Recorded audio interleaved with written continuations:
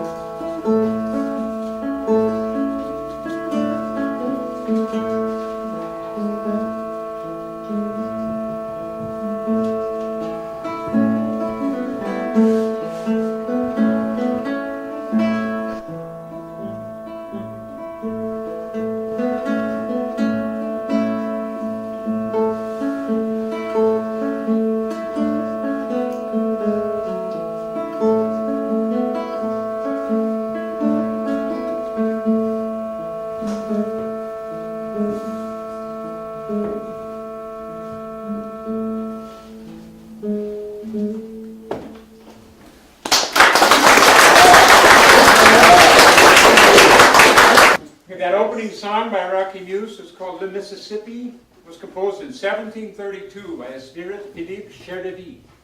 Cool. The purpose of this show is that the French have been in Minnesota longer than any other foreigners.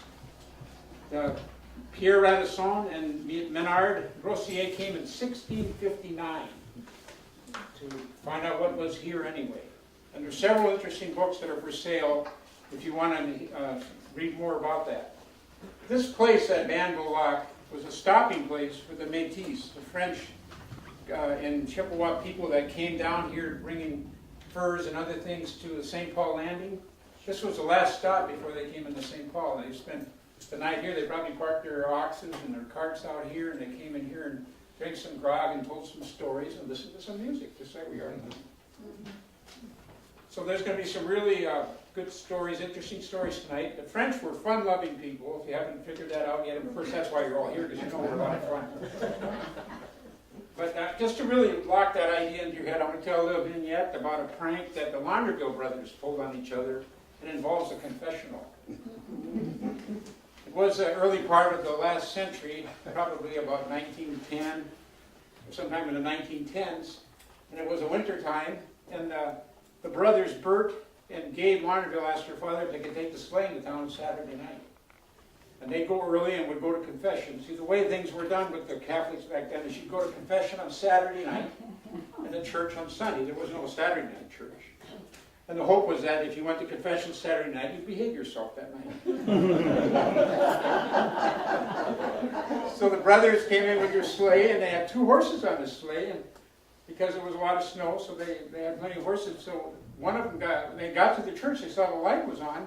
So Bert, the younger brother, says, well, I'll run in and I'll get my confession done right away, and you tie up the horses, and we'll be out here in no time, because we're going to clear them out. Well, so Gabe did that, and when he came in the confessional, he saw the light was on the confessional. Well, what had happened was when Bert walked into the church, he saw there was nobody there. So he went into the priest's spot and turned the light on. So Gabe said, we might as well, they're up to get this done with, so they go down to cheer. So he goes in and starts confessing his sins. And Bert's listening there until Valiant was appointed the confession. He couldn't stand it anymore, and he said, "You did what?" They both come running out of the confessional and locked battle right there. About that time, the priest showed up. And he broke up the fight he had ever heard. And so, we're going to have some more fun tonight. Just to keep that in mind, the French are a lot of fun. First of all, I'm going to introduce Dick Bernard. His speech is going to be remembering Henry Bernard.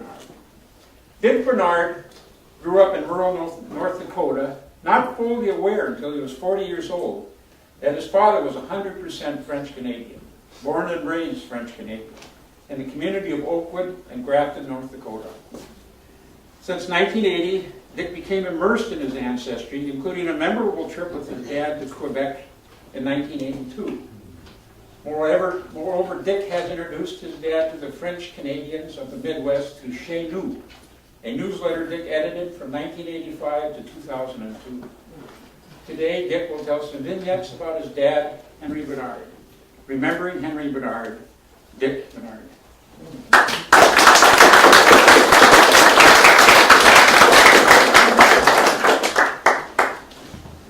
Thank you very much.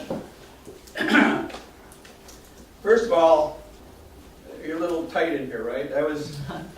This is where my dad, the tall guy there, grew up and lived his first 20 years in 1907 and 1927. And in February of 1912, there had to be this many people in the living room of that house to celebrate my grandfather's 40th birthday. Packed like sardines.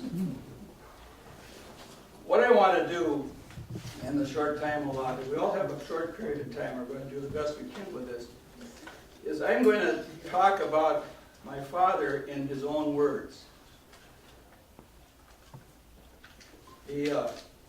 Once I got started to get interested, then he got interested and wrote down his memories of growing up. And the first memory I want to share, and this will go quite quickly when I get started. As you can see, he's here. This is in 1920, and he's sort of tall. My dad, at that point in his life, was in the 6th grade. Wow. Oh my gosh. So, this is what Dad said. I had my adult height about 6th grade. He was 6'3".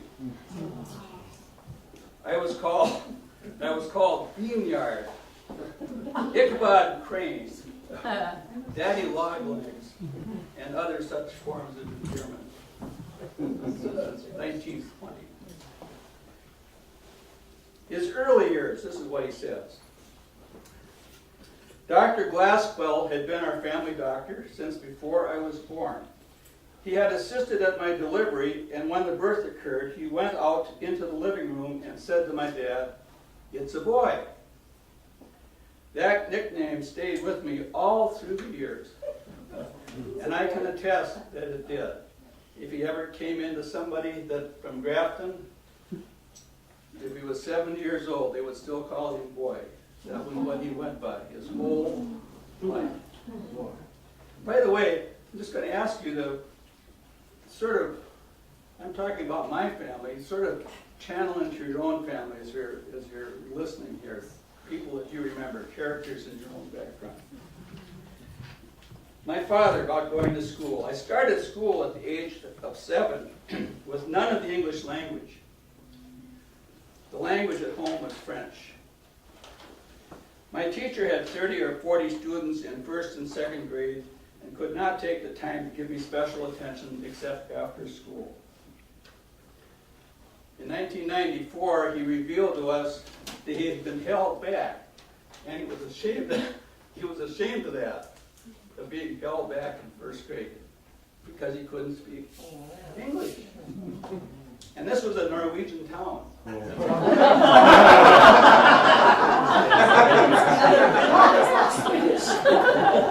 That's how tight the French-Canadian communities were at that period of time. They didn't have to speak English. He was an altar boy. He was a very faithful guy. His mother and dad were very fervent Catholics. some things about faith. Father Turcotte was a priest of the old school. He had a great deal of compassion for his parishioners, but some of the things he did were very odd. And there was nothing unusually odd at all. One time a friend of the family was going to get married at 7 a.m. 7 o'clock came, but no bride. Father Turcotte started saying the Mass, and the bride finally got in halfway through the Mass. It was winter time, and she had to come in from the country. Whenever Dr. Glaspell, this is the one who delivered him, whenever Dr. Glaspell made the rounds in the country to visit sick people, that he would stop in and take Father Turcotte with him. Spiritual and physical needs were attended to. Midnight Mass was always attended, regardless of cold, snow, or storm. We walked the 10 blocks to the church. Some people had a big meal when they returned home. Any of you in that category after midnight Mass? Some things about food. Sometimes I'd go visit friends in the country. After Sunday Mass, we would go to one or another of the families for a typical banquet of just plain farm fresh food. Chicken, beef, pork, natural milk and butter, which was homemade, and perhaps some home-churned ice cream with strawberries from the garden. There were potatoes, radishes, lettuce, corn, cucumbers, and other vegetables that were grown in the home garden and perhaps just picked that morning. This was summer food. Winter food. The recipe for Canadian pea soup in Chez Nous brought back many memories of the soup that my mother made in large quantities, especially in the wintertime. She would divide it up in suitable chunks, so it only had to be thawed out to furnish a delicious meal for us. Hot pea soup in the cold country was a welcome treat for all of us. And the last one. After butchering, Mother would make meat pies. Lard that came from the hogs made the pie shells, and she prepared the sausage and potatoes for the pies. She would make many of them at one time and stored them on the front porch, which was like a deep freeze in the winter. Whenever she needed one, she put it in the oven to thaw out. She did the same with the mince pies. The blood sausage would be cooked and kept in the deep freeze like the others. How many remember blood sausage? I liked it, actually. A couple of items about travel. Again, my dad speaking. We would go traveling in the old Model T. Now you can see a 1901 Oldsmobile in that picture. That's where he learned to drive a car. We would go traveling in the old Model T. A trip of a few miles would call for much planning. Sometimes we would go to visit relatives in Oakwood, and sometimes we would go to the Red River and cross by the ferry. This was an extended trip, and we went as far as Thief River Falls, which is about 75 miles. In the other direction, we went to Leroy, which is a little tiny town in North Dakota.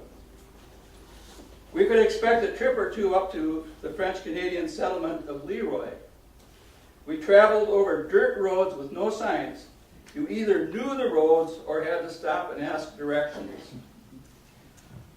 Go south to get to the crossroad and turn left 3 miles and then go right could be a typical direction.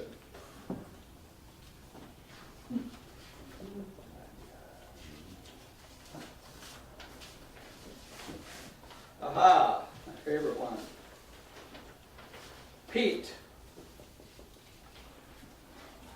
I was 4 or 5.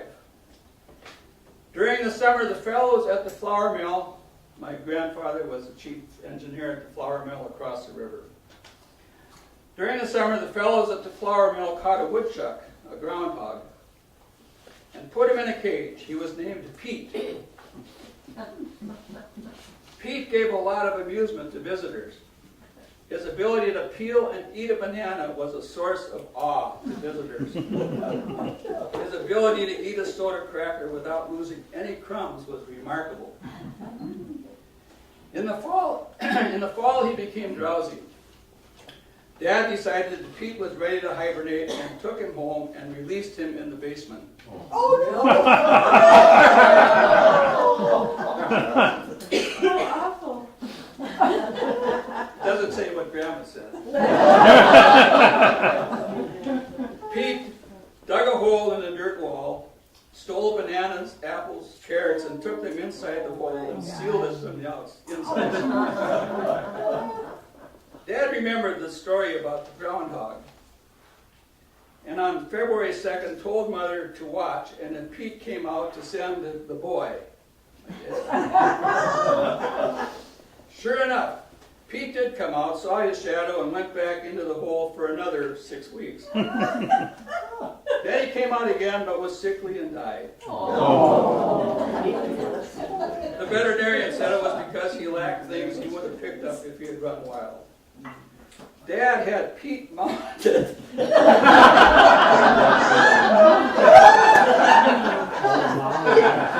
Dad had Pete mounted and kept him for many years.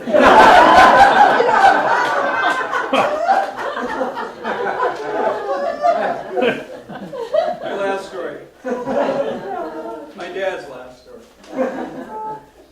After 30 years in North Dakota, Dad wanted to visit his only living brother who still lived in the Quebec area. This brother had been born, raised, and spent all his life there. When my dad greeted his brother in French upon his arrival in Quebec, the brother turned to his wife and said, "Cet homme n'est pas mon frère. Il ne parle français." This man is not my brother. He does not talk French.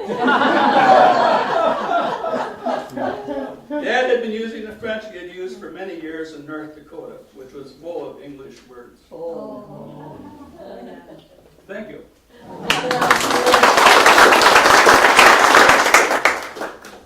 This song is about an immigrant from France and how he misses France, but he also loves Canada. So it's a French-Canadian song. A very much beloved French-Canadian song.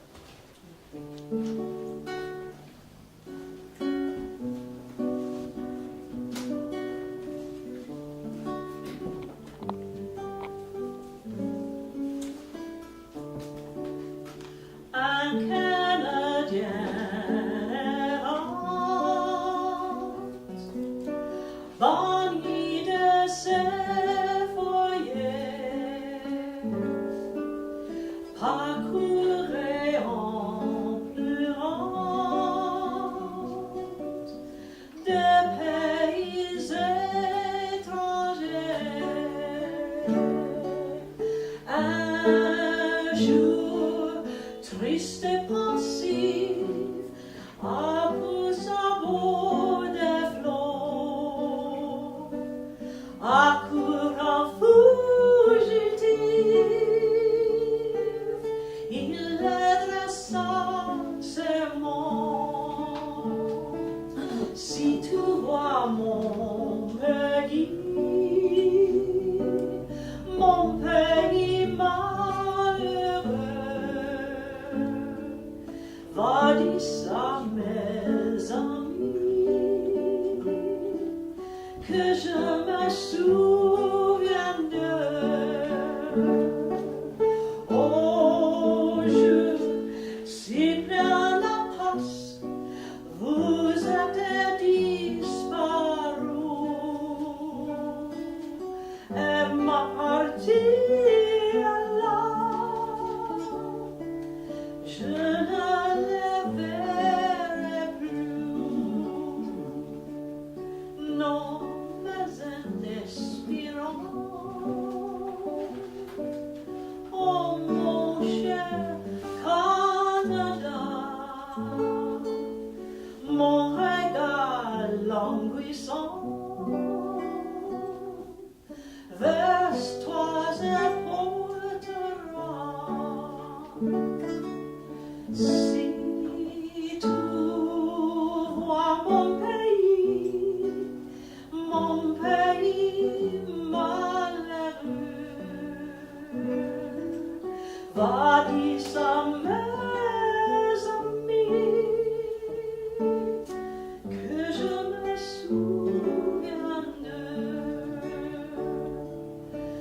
toi dis à mes amis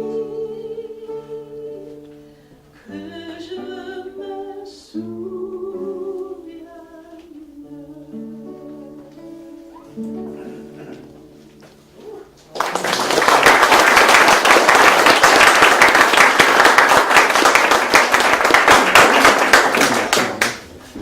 Thank you to Peggy Larson for singing the song Au Canadian Errant and his accompanist, Rocky News.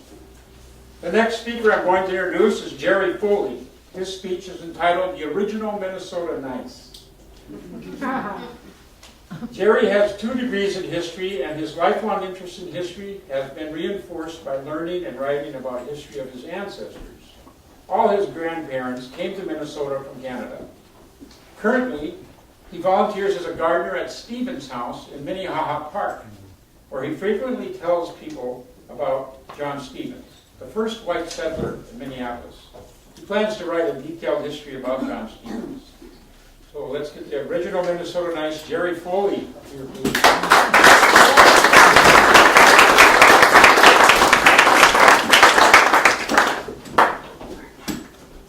Colonel John Harington Stevens, born in 1820 and raised at Brampton, Quebec, where his father had a dairy farm and store.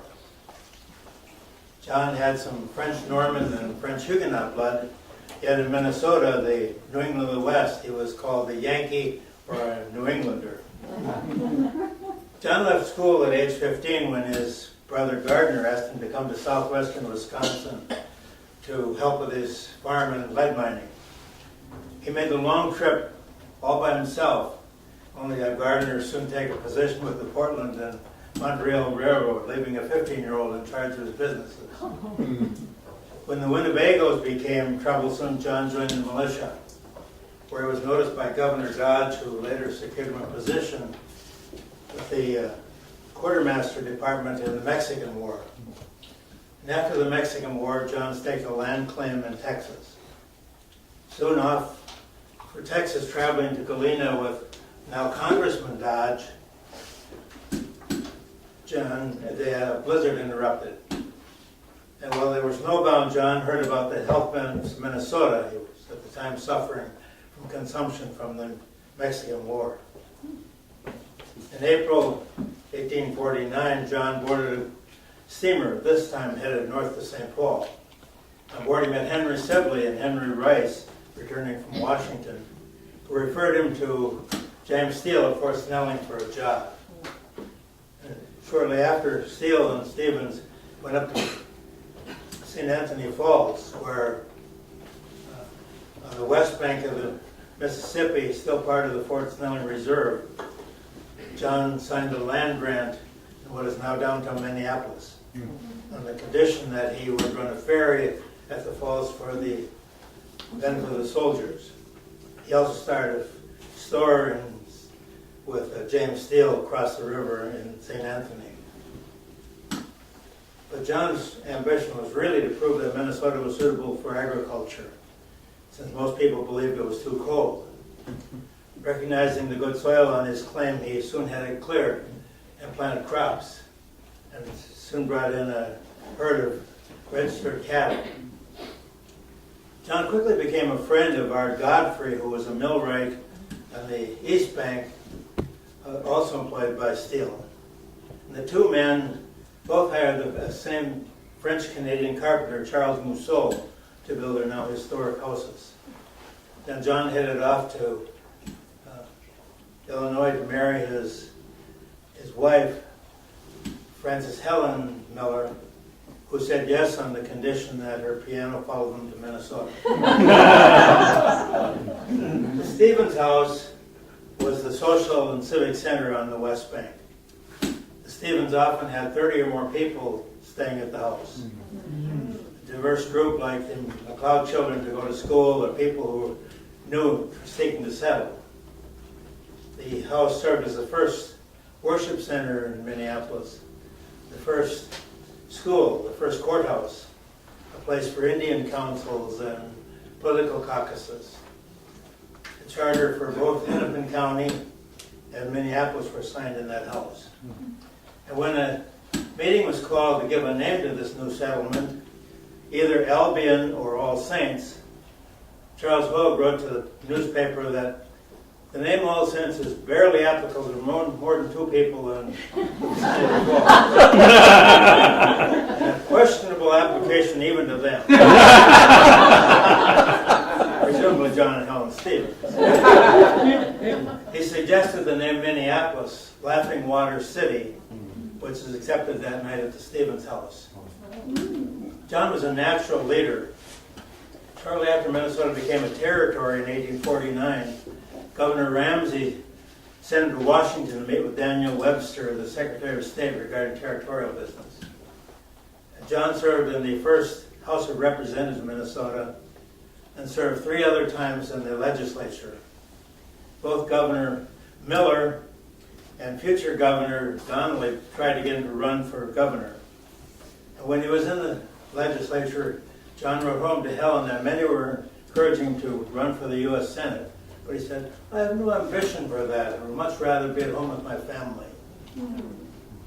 In his early days in Minneapolis, John helped start and was an officer in the Minnesota Agricultural Society, Minnesota Horticultural Society, Minnesota Forestry Society, the Old Settlers Association, and the first Masonic Lodge in Minnesota. He also led efforts to start the Hennepin County Fair, which later grew into the Minnesota State Fair. But people were coming into Minnesota very fast at this time. John kept giving away his land for churches, schools, homes for settlers. He had his land platted and gave names to the streets. Some like Hennepin, LaSalle, Nicollet, Marquette are the same names today. Then John moved to Glencoe in 1856 for land for farming. He was a regent of the University of Minnesota and now led the effort to start an agricultural college in Glencoe. But the plan was interrupted by the Sioux Uprising of 1862, and later St. Paul won the farm campus. John was a brigadier general already in the Minnesota militia, and now Governor Ramsey assigned him to guard the area around Hutchinson and Glencoe during the Sioux Uprising. One night, with some of his men at Candioi, a noise outside thought to be Indians caused them to crack open the door. A skunk? John Stevens replied, I would much rather face 20 Indians than myself.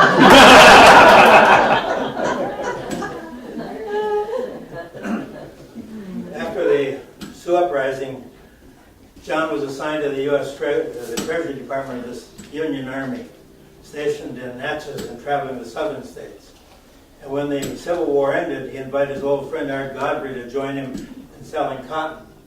Well, the business didn't fare very well, so Godfrey soon left for the gold fields in the West after trying to convince Stevens to join him. Instead, John returned to Minnesota.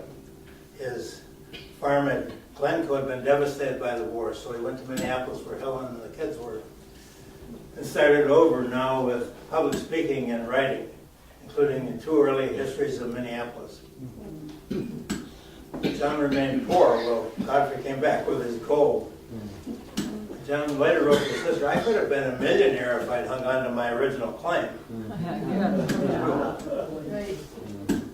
I had the privilege of reading the Stevens papers, most of which are letters from people asking favors, many of the people you and I would know, like politicians, Ramsey, Sibley, Rice, and Donnelly, fur traders, Martin McLeod, Philander Prescott, Joseph Brown, Norman Kitson, Joe Roulette, missionaries, Peter Gideon, Thomas Williamson, Stephen Griggs, and Augustine Revue, agriculturalists, Horace Greeley, Oliver Kelly, Peter Gideon, and civic leaders like William Falwell and James Goodhue, all of whom wrote many letters to Stevens. And along with answering many of these letters, John wrote letters home every couple days to his family, long letters. One could fill a book with the affirmations of John Stevens. William Falwell said he was a genial and joyful person. The Minnesota Times noted, John Stevens' public ministry was proverbial. The Minnesota Forestry Society noted his well-trusted integrity, his uniform courtesy, and the warm sympathy of his nature. The Minnesota Agricultural Society said that John was a prominent and influential citizen of Minnesota, but in the promotion of agriculture, he was especially distinguished. Judge Isaac Atwater interrupted his talk to the Old Settlers Association to address John personally. We've long been accustomed to look upon you and your honored wife as the parents of Hennepin County. Scarcely did any of us but often partake of your generous hospitality, and the stranger never left hungry or naked from your door. Nay, rather, because of your friendly advice, unending, unselfish efforts, you have established a claim on our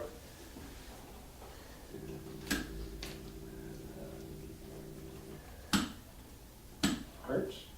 their gratitude and blocking the words, adulation, whatever, such that no other can ever have. I love the image of John Stevens and Governor Ramsey, Alexander Ramsey, living in a hotel. They've not always been very good friends, but now they're living their hotel together, arm in arm, to be transported to the Minnesota State Fair of 1890. This pair who had started the State Fair were awaited by 65,000 people. Wow. Thank you for letting me introduce you to John Stevens, the original Minnesota Nice.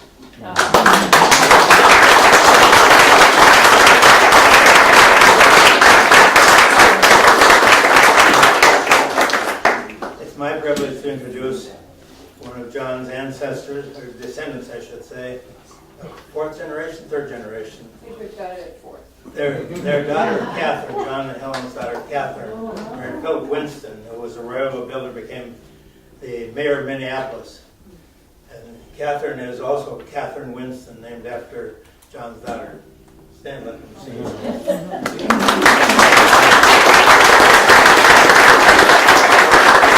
Makes you proud, doesn't it?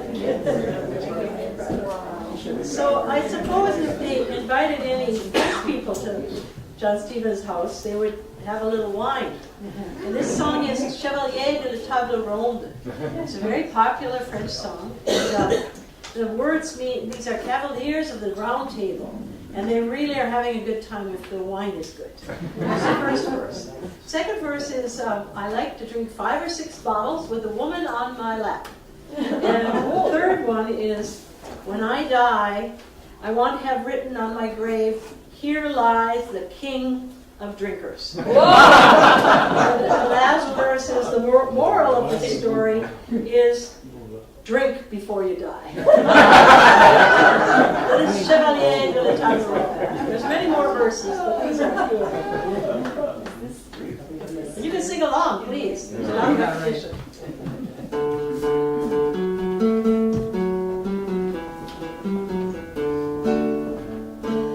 Chevalier de la Table Ronde, goûte en boire si le vin est bon. Chevalier de la Table Ronde, goûte en boire si le vin est bon. Goûte en boire, oui, oui, oui, goûte en boire, non, non, non, goûte en boire si le vin est bon. Goûte en boire, oui, oui, oui, goûte en boire, non, non, non, goûte en boire si le vin est bon. J'en boirai 5 ou 6 bouteilles, une femme ce n'est pas beaucoup. J'en boirai 5 ou 6 bouteilles, une femme ce n'est pas beaucoup. Une femme, oui, oui, oui, une femme, non, non, non, une femme ce n'est pas beaucoup. Une femme, oui, oui, oui, une femme, non, non, non, une femme ce n'est pas beaucoup. ma tombe, je veux construire ici Gilles, le roi de l'Auvergne. Ce ma tombe, je construire ici Gilles, le roi de l'Auvergne. Ici Gilles, oui, oui, oui, ici Gilles, non, non, non. Ici Gilles, le roi des Auvergne.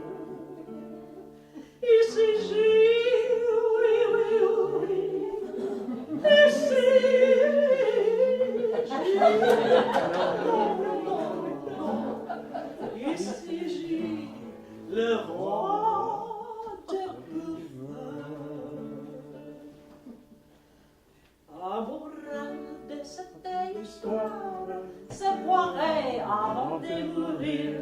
Amoureux de cette histoire, se boirait avant de mourir. Se boirait, oui, oui, oui, se boirait, non, non, non, se boirait avant de mourir. Se boirait, oui, oui, oui, se boirait, non, non, non, se boirait avant de mourir.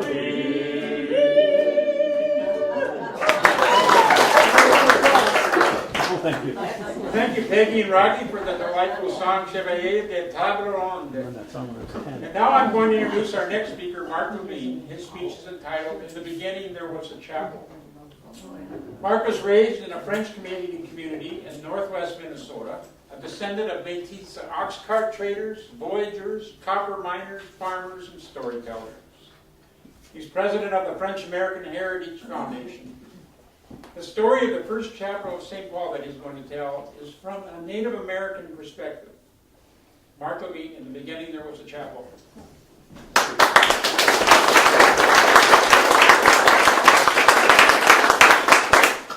In 1841, a group of French Canadians, 8 of them to be exact, built this little chapel on the bluffs of St. Paul. That's what my story is about.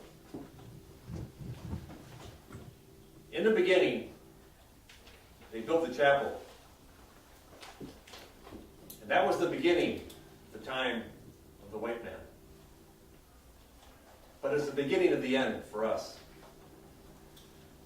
For as long as time can remember, the Anishinaabe lived in this land. This was our land. And then the French came. But the French, they didn't want our land. They wanted our beaver. And so they came, and they lived with us, and they traded with us, and they married our daughters, and we were at peace with the French. But then a representative from this great chief in this place called Washington, he came to our land and he said, "We want to buy some of your land." And so we said, okay. We gave them some of our land. He said they wanted their land for the timber and to plant crops. And we said, okay. So we gave them some of our land. And then these French fur traders built some homes on this land. And that was okay. And then a black robe from this place called Iowa came. His name was Gautier. And he said, we need to build a chapel for these settlers so they can worship our God. And we worship the Great Spirit. Anishinaabe, we worship the Great Spirit. But we don't need a chapel to worship our Great Spirit. We worship our Great Spirit under the blueness of the sky and near the sparkling water and amongst the beauty and the sounds of the forest. We don't need a chapel to worship our Great Spirit. We don't understand. But the black robe said we must build a chapel. So these Frenchmen in 8 days built this little chapel. And then the black robe said we need to name this chapel. We need to name this place. And so we're going to name this place after this holy man from far, far east. And this man's name was St. Paul. And so they named this little chapel St. Paul. And they began to worship their God in this little chapel. And then this other holy man came. And this holy man was from France. And his name was Harington. And they called him a bishop. because he was a bishop, this chapel, this little log chapel became a cathedral. The first cathedral in this land. And then this holy man needed a bigger building, so he moved to a bigger building. And then these black-robed women from this place called St. Louis, they came and they started a school in this little chapel. And of course, they had to name the school, and they're French, so the French, they call everything Joseph. Joseph this, Joseph that. So they called the school St. Joseph Academy. And this was where St. Joseph Academy started. And so the black-robed women, these nuns, and they call them nuns. We don't understand the white man, how they work sometimes. They call these women nuns. But they tell us that the word nun means nothing. But these women were not nothing. These women were doing things. They were not nothing. We don't understand the white man language. So these nuns had a school. But then they built a bigger building because they had more children. So they needed a bigger building. So then the chapel was empty for a while. And then the sickness came. And the white man, they called this sickness cholera. And they said that they got sick because they were drinking the water and that the water was bad. You see, we call this land Minnesota, which is cloudy water. And the white men were getting sick by drinking our cloudy water.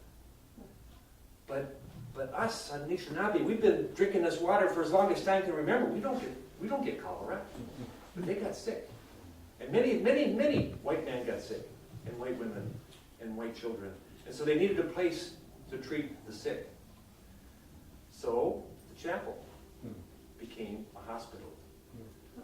And of course they had to name the hospital. They called it St. Joseph. And the community kept growing, and they get larger and larger, and they said, now we need to name this community. We have to call this community something. So they decided to call this community, and they decided to name it after the chapel, and they called it St. Paul. And then they decided, the white men decided we're going to make this a state. And we're going to call it Cloudy Water, Minnesota.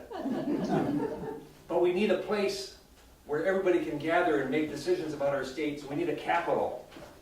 And so they decided to make St. Paul the capital. And so this little log cabin built by these French people in 8 days became the first cathedral, became the first school, became the first hospital, became the name of this town called St. Paul, and became the name of the capital of the state that we know as Minnesota. You see, in the beginning, they built the chapel. And that was the beginning of the time of the white man. But it was the beginning of the end for us. Thank you.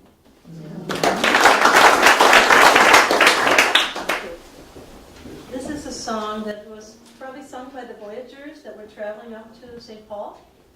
And they would find the Native American women there. And that's what this song's about. Mon revenant de la jolie Rochelle, mon revenant de la jolie Rochelle, j'ai rencontré la jolie demoiselle, c'est l'aviron qui nous mène, c'est l'aviron qui nous mène en route, riding along the road to Rochelle City, riding along the road to Rochelle City, I met 3 girls, and all of them were pretty. Pull on the oars as we glide along together. Pull on the oars as we glide along. By chance I met the one who was the beauty.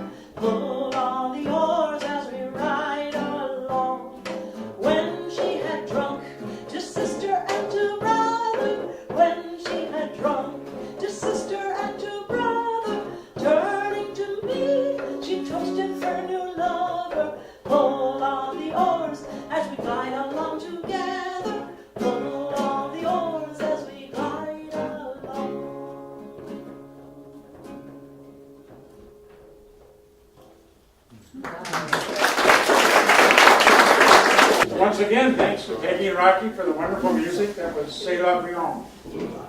The next speaker I'm going to introduce is Pierre Girard. Our next speaker is Pierre Girard. He's going to talk about the French-Canadian language. Pierre was raised in Chippewa Falls, Wisconsin, where he grew up amidst a rich milieu of French-Canadian culture and history.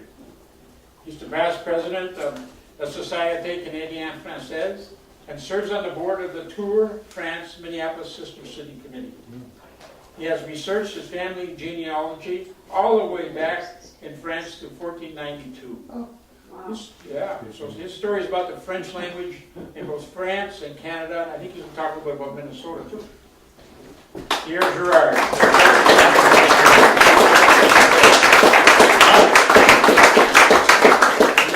This is a podium, and what I need, this is my words. Okay, will that work for you? All right. Get this up where I can see it now. Okay, good evening. As he said, my name is Pierre Girard, yes. Bonsoir. Bonsoir. Okay, and I'm here to speak about the French language. Some of the information I will be using comes from my friend Jacques Tremblay. Jean Tremblay, he has a website called Francais 1534, and he addresses a means of learning Canadian French in North America. Now, there's not a lot of ways that you can learn Canadian French, even in Canada. Or has that gotten better? No. Okay. Yeah, so let me get my stuff here together, and we'll just jump into this. There, I'll just do it this way. Okay, what about the French language? Today, the internet tells us there's between 200 and 300 million people worldwide that speak French. 29 countries in the world speak French as their official language. Their first language is in 29 countries. The French are second only to the English in the number of countries that accept French as what do I want to call it? An official language. It's considered official. Like Switzerland has 5 official languages. They all have the same amount of authority. Okay? In the world, French is in 32 countries, is considered an official language, and English in 45 countries. The top 3 French-speaking countries in the world are the Democratic Republic of the Congo, France, and Canada. About 25% of Canadians speak French as their first language. The largest French-speaking cities in the world are Paris, Kinshasa, which is in the Congo, and then Abidjan in the Ivory Coast. The people of the Ivory Coast speak French, and Abidjan is the capital and the largest city there, and they are one of the largest cities that speak French. Of the 200 to 300 million speakers of French, over 115 million of them are in Africa. And Africa, as we know, is the world's largest growing population. So they expect that French will become a really wide-spoken language in future years. Now, all these countries and cultures have twisted and molded the French language to suit their needs and their environments. They're all different. Our interest tonight is in the French that's spoken in Canada, especially Quebec. We can call the Canadian French a 400-year-old pre-revolutionary French. That means that is the French that was spoken by the royal court before the French Revolution. It's not to be mistaken for Old French. Old French is actually a language that existed many years ago, and Old French existed and was spoken in France from about 800 AD until about 1400 AD.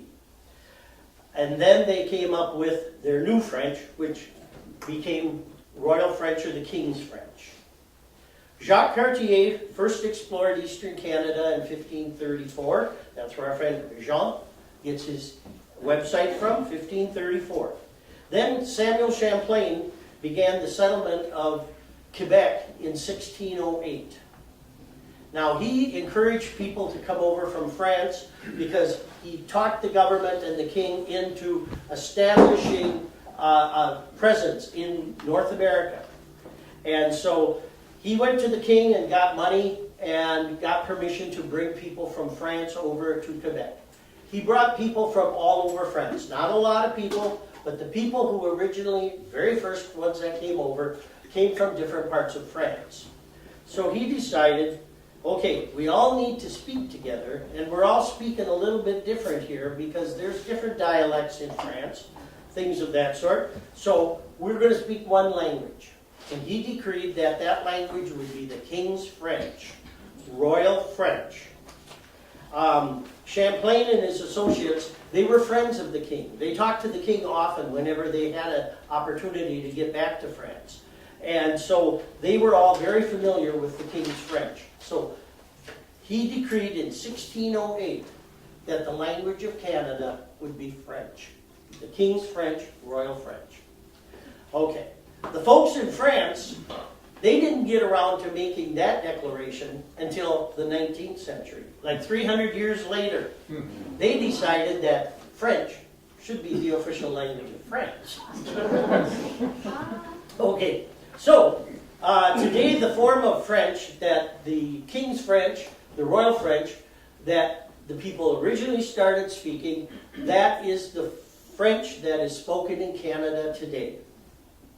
And we actually can thank the English for that. The English overlords in 1759 severed ties between Canada, Quebec, and France. So the language the people were speaking was this 400-year-old language. Today it's 400 years old. Back then it was about 200 years, 250 years old. They were speaking that language. They continued to speak that language. They were no longer influenced by speakers from France. Now, if King Louis the 16th, he's the king who lost Canada to the English crown. But if he were to come back to the world today, he would be able to speak to the people in Quebec. But he would have a very difficult time if he went back to France and tried to speak to all the people that he used to know. Or the people that exist there today. He would have a difficult time with the French, especially the Parisian French. When one discusses language, then we get tempted to jump to what's the best, what's the most correct, what's the perfect. So, people in the British Isles, they would say, well, the Queen's English. If we're talking English, Queen's English. That's the best English in the world. And, of course, people in the United States, especially, would come back and they would say, no. The best English is spoken in the United States, and it's spoken by people in the Midwest. In the Midwest. That's the people, that's the way we teach people to speak on television and radio for the entire country. So we don't have this Southern stuff and this Boston stuff and this New York. We don't have to worry about that. Everybody understands the people from the Midwest. Well, then, if we're talking about French, then the French would say, no. We have a place in France where the most perfect French is spoken. And it's near the city, it surrounds the city of Tours, France. It's called Touraine. And that's where they speak the best French. That's where the best French is. Well, then you go to Canada and you got these Quebecois people up there who will say, oh, no. Our French is the real thing. Because now, remember, our French is 400 years old. It's not polluted with all this stuff over in France. And the people in the Trois-Rivières area of Quebec, and I may even have a picture to show you. Right here. People in Trois-Rivières, they speak the best French in Canada. And that's the French that we teach our people to use on television and radio. And it's kind of called international French. So that's got to be the best French. So now you know how it goes. People, they don't all agree. Okay, so then you look at, okay, why do people feel this way? Okay, well, the English they have a language that they've had around for hundreds of years. And, you know, it's made up of Anglo and Saxon and all this different stuff. And they've molded and adjusted that language, and that's what they speak today. They believe that that's a good language. Now, what we speak in the United States, as far as English is concerned, is the language that was brought over here 400 years ago, and then the American people, with all their immigrants coming in from Germany and Sweden and France and Ireland and all over, they're all jumping in on this English language, and they're molding it and they're creating it for a language that we speak today that we call Standard English in the United States. So, the Canadian French, remember, is the 400-year-old unadulterated language. So they would like to believe. So what's the difference between the European French and the North American French? Well, after the English took over Canada, 1759, they were ruling it for a while, and they realized we're not going to get these Quebecers, these Quebecois people, to speak English. They are going to speak French. So they decided, let's go at it from a different angle. They are not speaking French that's spoken in Paris and that's spoken in France. They do not speak good French. So we have to let these people know in Quebec that they're not speaking good French. So, all right, you could have French in your school, but the teachers are coming from France. So the teachers came over from France, and they taught the children in school, and then the children went out in the playground and they spoke French. And it's called, the term is playground French, meaning that they were taught this foreign French language in school under the nuns, but when they went out in the playground, they were able to speak French. They really spoke French. And so it's called playground French. Okay, now my father, who was born in Wisconsin, he was first generation. My grandparents came from Quebec. They did not allow anyone to speak English in their home. So my father grew up speaking French. Okay, but when I talked to him later in life, and I asked him, what's the difference between France French and Canadian French? He gave me the impression that he honestly believed that it was a slang form of French. That it was not officially French. And I realize now how wrong that is, but that actually gripped the whole country of Canada and the United States and even the people of Quebec. They started believing that theirs was not really the authentic French. It's called backwards French, joual, patois, non-standard French. But the thing is, that the people that criticized them were not the French. They were the Canadian English who said, oh, your French is not good. And they were the Americans who said, oh, well, up in Canada, you don't speak French. It's the people in France that must speak the best French. And a lot of it has to do with French teachers. French teachers who were born in the United States, whose first language was English, decided they wanted to be a French teacher, and they went to school and they learned French English, or French, Parisian French from France, and decided that was the best. That was better than Canada. That's not true. That's so wrong. So, but things now are starting to change. We actually have French teachers who come to programs like ours.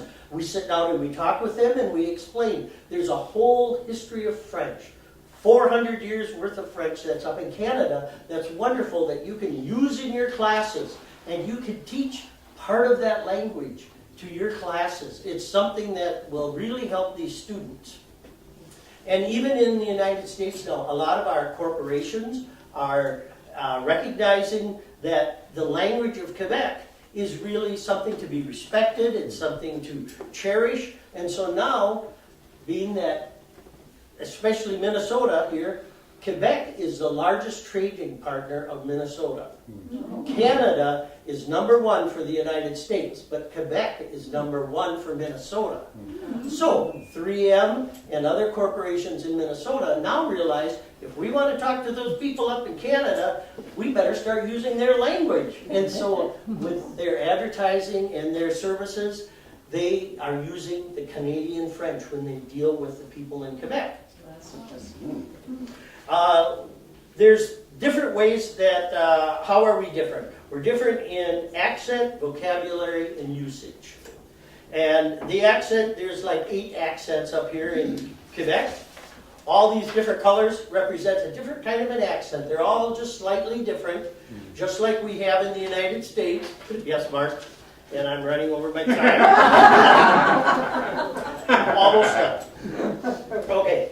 And so the accents are different, just like we have accents that are different here in the United States, whether you're in New York, you're Boston, you're the Midwest. We have the same thing. So that's one of the issues that's different between the French in France and the French in Canada. The French in Canada have 4 vowel sounds that are no longer used in France. And that would be an A, like in the word haunt, H-A-U-N-T. I, the short I, like in it. And in Canada, they would say visit. In France, they would say visite for the word visit. Visite. I, like the word ain't, which is kind of hard to figure out that I sound because it's spelled A-I-N-T. And then a U, as we say in the word burn, B-U-R-N. That's another sound that they no longer have in France. They also have 2 consonants in Canada that they don't have in France. One being the consonant D, which sometimes is pronounced as a D-Z. So there's a family, I have a family friend by the name of Andre Dubé. In France it would be Dubé. In Canada it's pronounced Zubé. Zubé. T is also, they have the consonant T that is pronounced different. They have the regular T, and then they have one that's pronounced as the TZ sound. And it would be in like tourtière, the French meat pie. Yeah. In France would be tourtière. In Canada, tourtière. Or in parade d'un petit coup. You know, you got to get that little T sound in there. But those are the type of sounds that make the difference. Now, if you put those 6 additional sounds all together in your speaking, and you go to France, a French person is going to think that you sound like a Scotsman would to an Englishman. You know how Scots, they speak good English. They speak their English, but we can't understand. That's the way it would be if you went to France and you spoke pure, clean Canadian French. They would understand you, but it would be, I really got to listen to this one. So when you have more sounds to work with, then it makes the words, individual words, they stand out more. You can hear the different sounds of the words. So Canadian sounds more complicated than the French in France. Do I have any time left, Mark? You're way over. I'm way over. All right.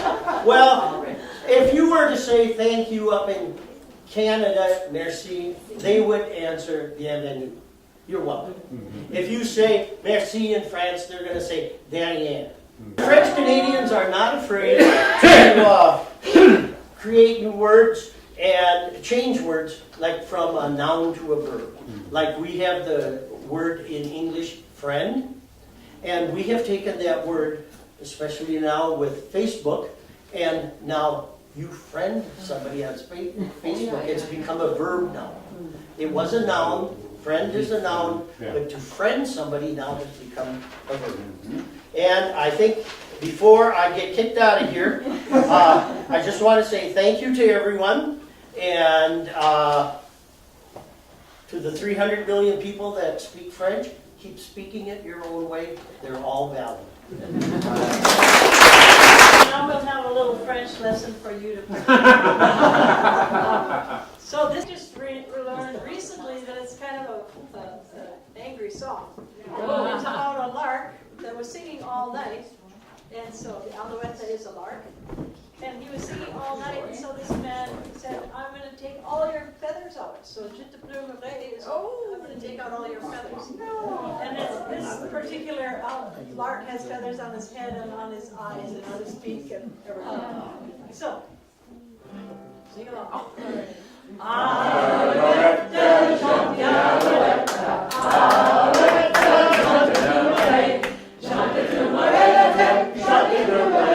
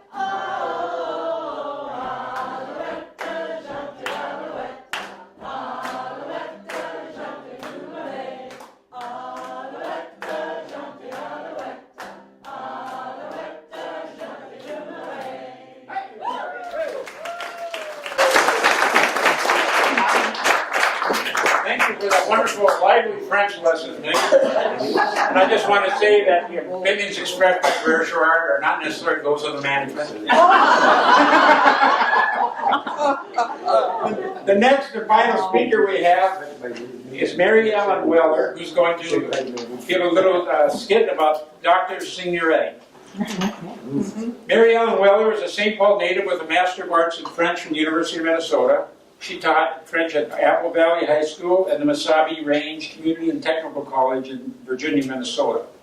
While researching her family history, she discovered the story of Dr. Hippolyte Joseph Signoret from the French town in Henderson, Minnesota. So at this time, I'd like to ask Mary Ellen Weller to give her skit about Dr. Signoret's wife. Yes, I'm actually his wife.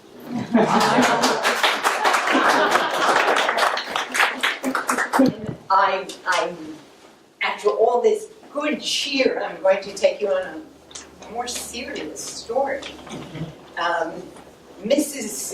Signoret, being a small-town doctor's wife in Minnesota, was not always, well, let's just say she didn't tell everybody the full story. And it's really quite a story. So what I'd like you to do is come with me to Henderson, which is down the Minnesota River, not too terribly far away. And there's a whole area of this town that was called Frenchtown. I stumbled on it doing my own family history. My great-grandparents lived there. Like, what were they doing in Frenchtown? Well, there's a story there too. So we're going back to April 15th, 1899. We're in Henderson, Minnesota. The doctor is 80 years old. He's battling pneumonia. And next door, they lived next door, his ex-wife, you can imagine what scandal that was. So it's 1899, his ex-wife and family are holding an auction. They're selling everything, and they leave next week for the Isle of Jersey. Jersey? Like, where's Jersey? Jersey's off the coast of Normandy in France. And it's close enough that there was always a ferry going back and forth. The doctor has a history. So, for tonight, my name is Rachel Alexander Seigneuret. And I want to welcome you to our auction. Please look around. We're selling everything. It's just not possible to take it all with us as we go back to the Isle of Jersey. Oh, it's my home. I was born there. I've been here in Henderson for 45 years. It doesn't feel like home. When I met the doctor, he was 30. And I was 19, and it was just after the French Revolution of 1848. You know, the French had three. Oh, my. Yeah, 1789, 1830, 1848. So, my husband was one of the leaders of the 1848 revolution. And, oh, I met him. Well, Joseph, that is, Hippolyte Joseph Seigneuret, I call him Joseph. Well, he and all of his colleagues were exiled on the Isle of Jersey, but they were still planning to overthrow Napoleon III. And Joseph was president of the Revolutionary Committee of the Exiles. They just knew that the people of Paris and all of France would rise up and rid themselves of that little Napoleon. I attended some of the meetings, but there was just a sense of being part of something that was so important. But, oh, yes, that chair, it's solid wood. It was made here in Henderson. I'm sure you would love it. Mrs. Schmidt, as I was saying, well, you know about 1848 in Europe, don't you? Didn't you tell me your grandfather left Germany? That was the year of the People's Spring throughout Europe. It just seemed that there would be democracy and human rights throughout all of Europe, but it failed. It failed in France. It failed in Germany. You told me that's why your grandfather came here. Well, Joseph was convicted with 20 others in 1849. Napoleon III got his way. And they were condemned. Their property was confiscated. They were exiled, forbidden to ever return to France. Well, he seemed to settle down for a while. We got married. Mathilde was born. He was practicing medicine on Jersey. A French doctor was in high demand back then. In 1848, everything had seemed possible. By 1852, even the famous author Victor Hugo had chosen exile on Jersey. No, I never really knew Hugo. Joseph did. Joseph attended the same prep school in Paris as Hugo's sons. Oh yes, we heard about the novel that he wrote about the 1830 revolution, Les Misérables. But we haven't read it. Did you? Well, excuse me a minute again. Mrs. Boyle, I would be so pleased to have you buy that lamp. You know, I still think about that awful typhoid epidemic that took your Joanna and your Johnny. It was such a terrible loss. Oh, well, yes. Thank you for those good wishes. We leave next week. Yes, the doctor is very ill. It's pneumonia. I will tell my son thank you. Well, as I was saying, Joseph decided we should go to America. It would be best to build a new government in a new place. And he dreamed about making it right and just and all that. And by this time, his mother had died. His father chose to come with us. My parents and my brother came along too. And they chose a brand new place, a territory called Minnesota, and a so-called town called Henderson. Well, it wasn't much more than a few wooden buildings when we got there, and that was in September of 1854. And it was September, I said, and we didn't have a house. And I had a 2-year-old child, and somehow they managed to build a house, and we lived there. And a year later, our son was born, and he's named for his father, Hippolyte, and for me, Alexander. That's my family name. Joseph started selling portions of the farm as soon as he could. I really wanted to move to town, and for a doctor, living in town is better. He set up his practice here and a drugstore, and we lived up over the drugstore. Being in town was better for me too because, well, the buildings are nicer. They're these lovely brick buildings that they started to build. But we weren't in town very long before the Indian Uprising happened. That was 1862. And Joseph treated some of the earliest victims right here in this room. It was awful. One of the first was a Mr. Guérin, a French-speaking Canadian who chose the French doctor. Oh, all the men wanted to form militias and go fight the Indians. And Joseph went with the first Sibley expedition, and he was at that big battle of Wood Lake. Our town of Henderson was never attacked, and the Indians who lived nearby were peaceful. I didn't want Joseph to go. It was awful. We women folk felt we were being abandoned. We were very afraid. You know, Joseph was 43, and he seemed to feel some of that old revolutionary spirit. Yes, ma'am, I am selling that hat.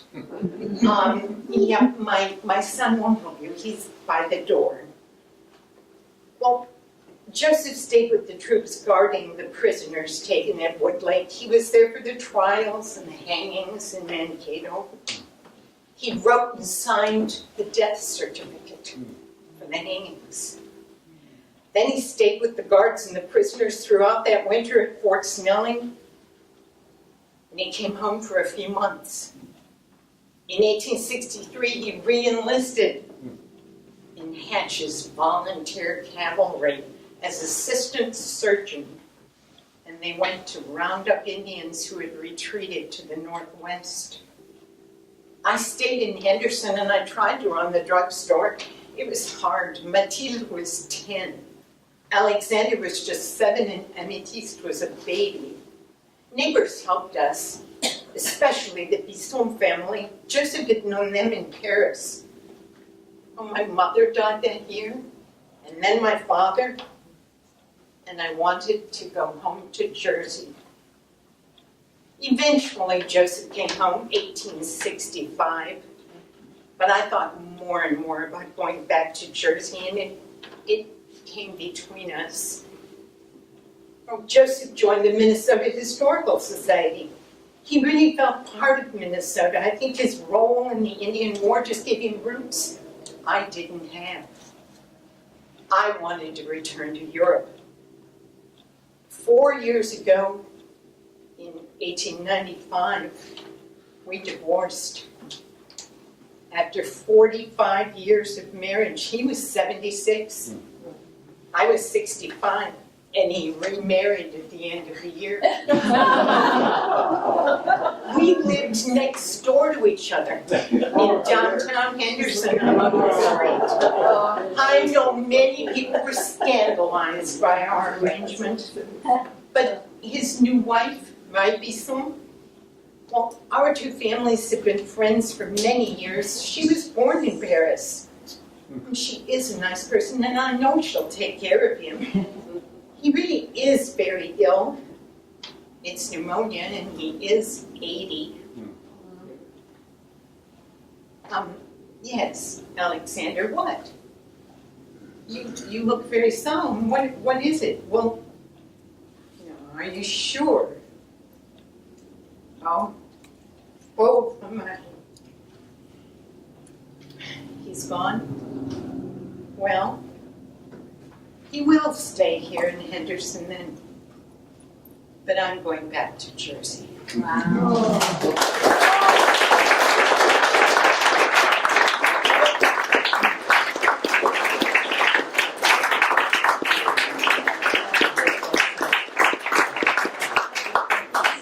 Thank you, Mary Ellen. Very moving performance.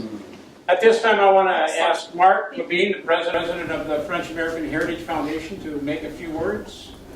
Tell us what our marching orders are. Thank you, brother. I just want to thank you all for coming here tonight. We're trying to do. We're all a bunch of history nuts. The French American Heritage Foundation. We're a bunch of history nuts. Some of us have French heritage. Not all of us. Doesn't matter. We just love history. We decided that we're going to focus on French heritage, and we're having a lot of fun. My dad and my grandfather used to talk about the old days. This is what people would do. They didn't have cell phones or smartphones or TVs. They'd go to each other's house, and they'd have the families and the neighbors would all get together, and they'd tell stories, and they'd put on plays, and they'd sing music. So that's kind of what we're trying to do. We're trying to figure out a way to do fun historical events, teach you about history, teach people about history, because a lot of people are interested, and do it in a fun way. So that's kind of what we try to do tonight. We've done a number of events. We've probably done about 20 different types of events. We've got one coming up November 11th at Our Lady of Lourdes Church. We are teaching classes in a number of communities, Osseo, Egan, Elk River, St. Michael, Albertville, and those classes we've got information in the back about those classes. We put together educational materials. We have a book called They Spoke French. It talks about all the early French settlers and the 79 French communities in Minnesota and all the place names. So if you're driving around the state and you see a name that sounds French, you can look it up in the book and it'll tell you where the name came from. We have a book about the chapel, which is what I talked about. And it talks about building the chapel and the people that did it and all the people that were involved. And the chapel was the first cathedral. There was actually four St. Paul cathedrals, and the last one is the big one up on the hill, where St. Joseph's Hospital still exists. And St. Joseph's Academy existed up to a number of years ago, but all those institutions lived on. And of course, the Capitol and St. Paul, it's a very interesting story. And we sell these books. It's a way for us to raise money, but it's also a way for us to get the message out, because we are history nuts, and that's all we're trying to do. And we have a lot of fun doing it.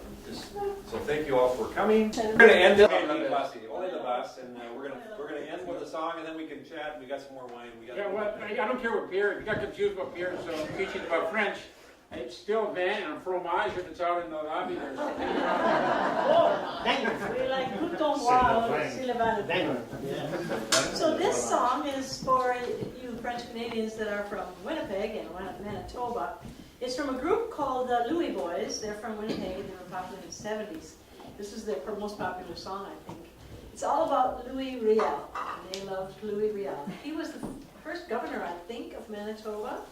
And he really came up for the Métis people. So that's your family, because he was a real advocate for and trying to get rights for them. And so this is all about Louis Riel. On est le boss. So please sing along if you can. Even if you can't, just sing along.